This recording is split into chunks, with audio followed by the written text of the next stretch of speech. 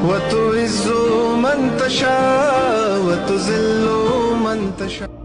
جو مرضی کھائے گا تبھی یہ زیادہ کھانے پینے کو فوکس بھی نہیں کیا کرو, یہ بھی ذہن میں رکھو. اچھا کھاؤ, برگر پیزے اور یہ ٹوپی ڈرامہ چیزیں چھوڑ دو, لیکن اگر آپ کے پاس ڈاکٹروں کے مشورے کے مطابق کھانے کے پیسے نہیں ہیں, بھی کیٹو ڈائٹ کے نام پہ بھی لوگ بہت وہمی ہو گئے ہیں. ڈاکٹروں کی فیلڈ میں ٹانگ نہیں اڑاتا, لیکن لوگ پاگل ہوتے جا رہے ہیں, یہ نہیں کھاؤ وہ نہیں, اتنا زیادہ ایسا کر لیا ہے نا. اللہ نے ہماری باڈی کو ایسا بنایا ہے میرے بھائی کہ اس کو ابھی تک پوری طور پہ سمجھا گیا ہی نہیں ہے.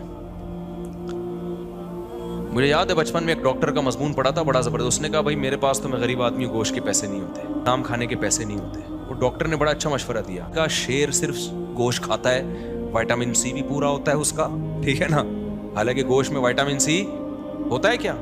کبھی دیکھا سیب میں امیون سسٹم کمزور ہوا ہوا ہے, زکام کھانسی ہو رہی ہے تو وہ سنترے کا جوس بنا کے پی رہے وہ. صحرائی لوگ صرف ستو پہ گزارا کر لیتے ہیں. افریقہ میں جائیں اور یہ صحراؤں میں ستو, گندم, اسی ستو سے سب کچھ مل رہا ہے بھائی. ان کو نہ وٹامن سی کی کمی ہو رہی, 90 سال کی عمریں ہو رہی ہیں ان کی. تو میڈیکل سائنس حرف آخر نہیں ہے. ہاں جب اللہ نے آپ کے پاس وسائل دیے ہیں تو پھر آپ سب کچھ کھائیں, لیکن نئی وسائل دی ہیں تو ٹینشن لینے کا نہیں ہے. اسی روٹی سے ساری ضرورتیں اللہ پوری کرے گا.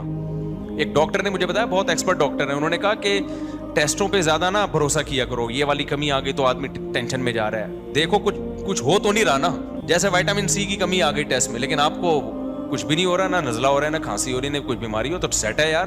ہونا ایسی کی تیسی ٹیسٹ کو اٹھا کے کیا کرو, بکری کو کھلا دو. مجھے اسپائلوریا کا مسئلہ تھا میرے ساتھ نا, ہے ابھی بھی, تو مجھے کچھ ہو نہیں رہا تھا پیٹ میں. مجھے ایک دو ڈاکٹروں نے بتایا اسپائلوریا بہت خطرناک اور یہ کینسر ہو.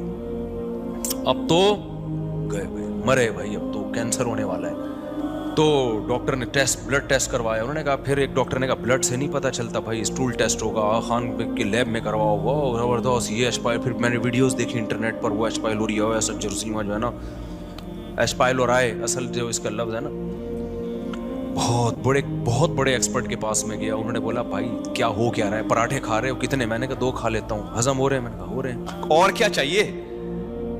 جب 2 پراٹھے پھوڑ رہے ہو صبح 3 انڈوں کے ساتھ, اللہ معاف فرمائے, نظر بس سے اللہ بچائے, اور ملائی کی وہ بھی کھا جاتے ہو, اور نہاری کھا لیتے ہو, آپ کی ویڈیوز ہم نے دیکھی ہیں, پائے بھی پھوڑ دیتے ہو, اور کیا چاہیے؟ کیا کر رہا ہے میدے کا, اور کچھ ہو رہا ہے؟ میں نے کہا ایسیڈیٹی ہوتی ہے. اس میں یہ بھی نہ ہو تو پھر کیا ہوگا بھائی؟ اور وہ بھی جب ہوتی ہے جب نیند نہیں آتی. نیند کا تو دماغ سے بہت گہرا تعلق ہے, ٹائم پہ نیند کمپلیٹ کر لو. میں نے کہا نیند پوری ہو پھر نہیں ہوتا کوئی.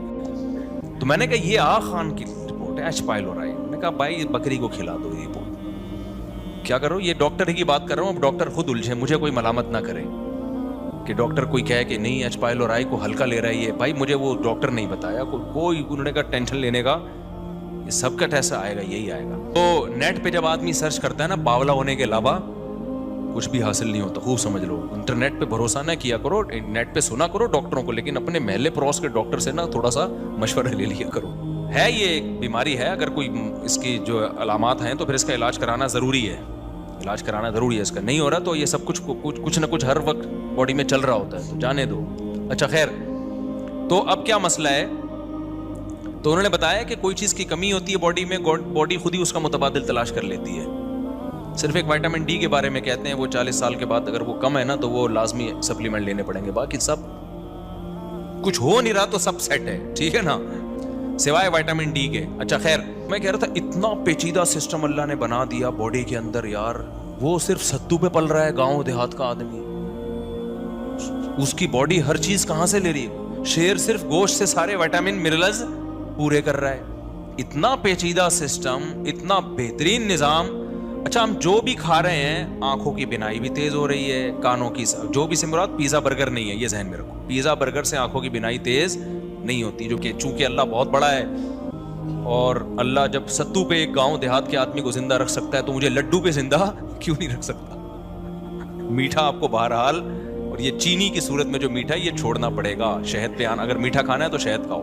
تو کچھ چیزیں تو نیچرل ہی نہیں ہے نا, یہ جو پیزے برگر اور میدے ویدے یہ تو نیچرل تھوڑی ہیں, یہ تو انسان کی خوراک دی, تو گوروں نے آ کے ہمیں ان فضول چیزوں پہ لگا دیا. خیر, تو اللہ کا نظام کتنا عجیب ہے میرے بھائی. جو بھی کھا رہے ہیں ہم, آنکھوں کی بینائی تیز ہو رہی ہے, کانوں کی سماعت تیز ہو رہی ہے, اور اللہ کہتے ہیں اس سے اسپم بن رہے ہیں, وہ تھوڑے دنوں میں اربوں خربوں. یہ لا آف چانس کے تحت ہو رہا ہے. ایسا ہے بھائی, اتفاق سے ماں میں ایسے سافٹ ویئر انسٹال ہو گئے ہیں, بائی چانس جو ہے وہ باپ کے ایسے سافٹ ویئر انسٹال ہو گئے ہیں کہ پراٹھے سے اسپم بن رہے ہیں. یار اسپم کو دیکھو اور پراٹھے کو دیکھو, کوئی میچنگ ہے؟ کسی سائنسدان کے پاس پراٹھا لے, میں تو چونکہ پراٹھے کھاتا ہوں نا تو اس لیے میں وہ مثال دوں گا, ورنہ سے پراٹھے سے نہیں, اور پراٹھا بھی کوئی کھانے کی چیز نہیں ہے, عادت پڑی ہوئی ہے ہمیں, اور وہ بھی ہم اسی اصول کے تحت کہ اللہ سے ہوتا ہے, غیر اللہ سے کچھ نہیں ہوتا. کہیں تو اللہ کو لاؤ نا بھائی. تو لا آف چانس کے تحت کیا ہو رہا ہے کہ جی پراٹھوں سے کیا بن رہے ہیں, اسپم بن رہے ہیں, اور اتفاق سے مرد الگ بن گیا, عورت الگ بن گئی, ایک ہی مخلوق سامنے نہیں آئی ہے. یہ جو ہو رہا ہے نا اس کائنات میں, پوری کائنات بن گئی, ستارے سیارے, زمین سورج کے گرد گھوم رہی ہے, تھوڑا سا فاصلہ بڑھ جائے تو سورج کی دسترس سے آزاد, تھوڑا سا کم ہو جائے تو سورج پہ جا کے ٹکرا جائے گی. ایسے بالکل لگ رہا ہے کوئی پلگ پانا لے کے نا کوئی نٹ بولٹ ٹائٹ کر رہا تھا زمین کے نٹ بولٹ ٹائٹ کر رہا تھا, اور اس کو 23 ڈگری پہ جھکا دیا زمین کو. زیادہ بھی نہیں جھکایا, زیادہ جھکائیں گے نا یہ دن اور رات کا ڈفرنس بہت زیادہ بڑھ جائے گا, اور سردی میں بہت زیادہ سردی پڑے گی, گرمیوں میں اس سے بھی زیادہ گرمی کر, ایک خاص 23, نہ 24 نہ 22. یار ایسی ایڈجسٹمنٹ, یار ایک لگ رہا ہے کوئی پلگ پانا لے کے بیٹھا ہوا تھا, اسکرو سے ٹائٹ کر رہا تھا زمین کو کہ اتنا جھکانا ہے اس کو, اس سے زیادہ بھی نہیں, اس سے کم بھی نہیں, اور اتنی اسپیڈ سے سورج کے گرد گھمانا ہے اس کو, نہ اسپیڈ زیادہ کرنی ہے نہ اسپیڈ کم کرنی ہے. پوری ایک بہترین ایڈجسٹمنٹ ہے. یہ تو خربوں سے ضرب دیں, پھر بھی یہ اتفاق ناممکن. تو اب نوح علیہ السلام نے کیا سمجھایا, وَقَدْ خَلَقَكُمْ أَطْوَارًا, دیسی دلائل دیے نوح علیہ السلام نے, دیسی انداز. ابے تو اپنی آنکھوں سے دیکھ رہے ہو, مٹی سے اسپم بنتے ہیں, اسپمس ماں کے پیٹ میں جا کے جمے ہوئے خون میں تبدیل ہو جاتا ہے, جمع ہوا خون جو ہے وہ گوشت میں تبدیل ہو جاتا ہے, گوشت میں آنکھیں, ناک, کان, دل, دماغ, جگر لگ رہے ہوتے ہیں, پھر ماں کے پیٹ سے باہر آتا ہے, کیسا رو رہا, چیخ رہا ہے اور آوازیں کس رہا ہے, پھر اس کی مسکراہٹ, ہر چیز بچے کے حساب سے اللہ نے اس میں رکھ دی ہے. دیکھو بچے چونکہ معصوم ہوتے ہیں, کسی کام کے نہیں ہوتے, انسان کے لیے تو بہت بڑے بوجھ بن جاتے, کوئی نہیں پالتا ان کو, لیکن ان کے چہرے پہ اللہ نے ایک لکیریں ڈال دی ہیں جس کو چائلڈ اسکیما کہتے ہیں, یا اسکیم کہتے ہیں, میں یہ لفظ بھول گیا ہوں, چائلڈ اسکیما کہتے ہیں میرا خیال, چائلڈ اسکیما. یہ ایسی لکیریں بچوں کے چہرے پہ پڑی ہوتی ہے نا کہ اس پہ آٹومیٹیکلی انسان کا دل اس کی طرف کھینچا چلا جاتا ہے. یہ جانوروں کے بچے میں بھی ہوتا ہے. خدا کی قسم کوئی بڑا مصور بیٹھ کے جب تک یہ لکیریں نہ بنائے نا, کہ ایسی لکیریں ڈیزائن کرو کہ دیکھتے ہی اس کے طرف دل کھینچا چلا جائے. بچے کی معصومیت میں, بڑے کی معصومیت میں, بڑے میں معصومیت ہوتی نہیں ہے, رو رہا ہوتا ہے, دل چاہتا ہے 2 تپڑ لگا کے خاموش کرا دو اس کو. ویسے تو آج کل بچوں کے بارے میں بھی ماؤں کا دل یہ کر رہا ہوتا ہے کہ 2 تپڑ لگا کے, لیکن بچے پہ کوئی مصیبت آتی ہے جو اس کا چہرہ جس طرح سے بنتا ہے نا, وہ بڑے کا چہرہ ویسا نہیں بنتا, کیونکہ دل فوراً کھینچا چلا جاتا ہے اس کی طرف. تو یہ اس کے چہرے پہ کچھ لکیریں قدرت نے بنائی ہیں, کیونکہ یہ سوسائٹی کے لیے فی الحال کسی کام کا نہیں ہے, اس کو خدمت چاہیے. اب کون خدمت کرے گا بھائی, اس کے چہرے پہ ایسی لکیریں ڈال دو جو اس کو دیکھے اس کو اس پہ پیار آئے. تبھی دیکھیں بچے, ہم بچوں کی تکلیف برداشت نہیں ہوتی ہے انسان سے, بہت ترس آتا ہے بچوں کے اوپر.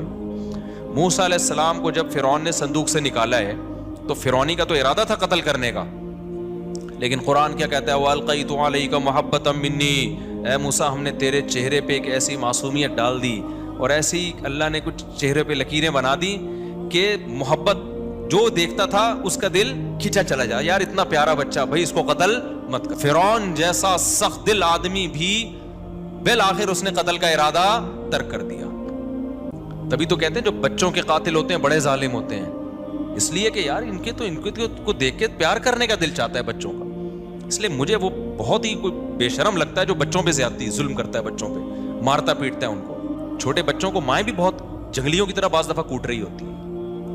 غصہ شوہر پہ نکالنا ہے, نکال کس پہ رہی ہیں آپ, ماں ہو, اس کا یہ مطلب تھوڑی کہ گزرتے گزرتے جب چاہو ایک بچہ گھوم جاتا ہے پورا یوں کر کے نا, اور کوئی کچھ کہہ بھی نہیں سکتا ماں کو. یہ جو ماں ہے یہ زیادہ سمجھتی ہے. ابے ماں ہے تو خدا تھوڑی ہے, اللہ بھی ایسا نہیں کرتا یار. نہ باپ کو اجازت ہے, نہ دونوں ایک دوسرے کو کوٹو, پتہ چلے یار تم उस मासूम को कूट रहे हो पकड़ के जो बेचारा कुछ, माएँ कहती हैं हम फिर प्यार भी तो कर लेते हैं ना।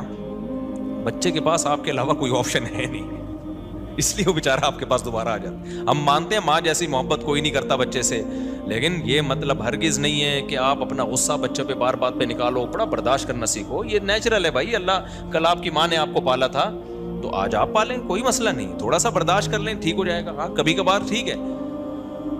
तो वजह उसकी ये कि बच्चों पे अल्लाह ने एक खास मासूमियत डाली हुई है। तभी हमारे नबी सल्लल्लाहु अलैहि वसल्लम से कहीं भी साबित नहीं है किसी बच्चे को आपने मारा हो, डांटना तक साबित नहीं है। अनस इब्न मालिक 10 साल के थे जब उनकी वालिदा ने आपको खिदमत के लिए आपके पास पेश किया। 10 साल नबी की खिदमत की। फरमाते मैं बच्चा था, एक दफ़ा भी नबी ने किसी काम पे मारना तो दूर की बात, कोई काम मेरे जिम्मे लगाया हो और मैंने नहीं किया तो नबी ने ये नहीं कहा क्यों नहीं किया।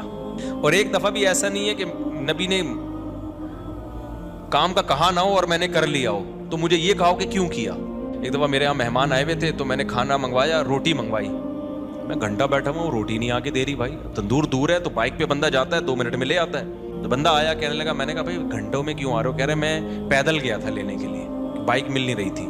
अबे जब तुम पैदल जा रहे हो बता के तो जाओ यार, 1 घंटा लगेगा पैदल आने जाने में।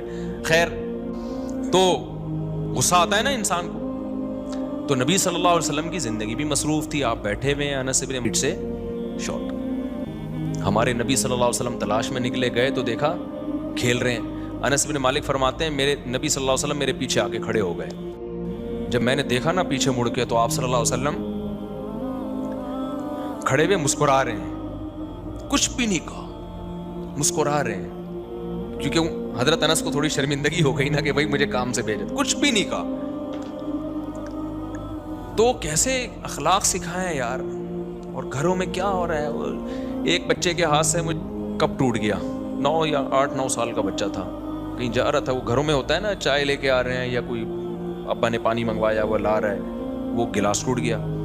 अब मैंने देखा एक ने आके ताना दिया, हाथ ऐसे हो, ये हमेशा यही करते हैं, ये हमेशा यूं ही करता है, इतना उसको टॉर्चर कर रहे हैं यार।